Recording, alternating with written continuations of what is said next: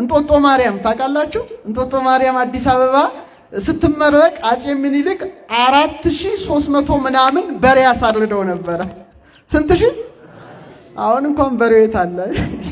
4 ኪሎ ስጋም ጠፍቷል። እንኳን በሬው 4000 ሰንጋ 4000 ሰንጋ እግዚአብሔር ያሳያችሁ። ጠጁ ደግሞ በመዋኛ ገንዳ ይፈስ ነበር። በምን ገንዳ? ሴቶቹ ደግሞ በዋቃው ላይ ለመውጣት በመሰላል ነበር የሚወጡት። ጸሐፌ ትእዛዝ ገብረ ሥላሴ የአይን ምስክር ሆነው ያዩትን የጻፉት። ወዲያው የእንጦጦ ሰማይ ጠቆረ ይላል።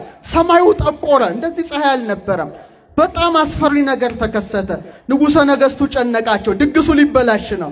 ወዲያው ጸሐፌ ትእዛዛቸውን ጠሩና ምን አሉት? በሌም ነግርህን ጻፍ አሉት። እየሰማችሁ ነው? ጻፈ። በሌህንን ለቄሰ ገበዙ ስጣቸውና የት ያድርጉት?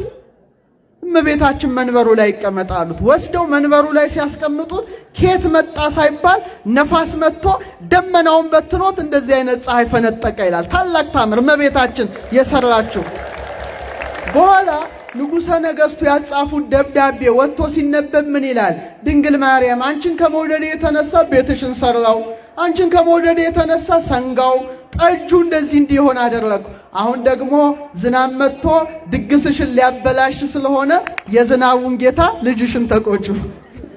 የዝናቡን ጌታ በሉስቲ ልጅሽን ተቆጩ። ቤታችን አማላጅ አማለደቻቸው ማለት ነው። ደጋግ ሰዎች ነበሩ።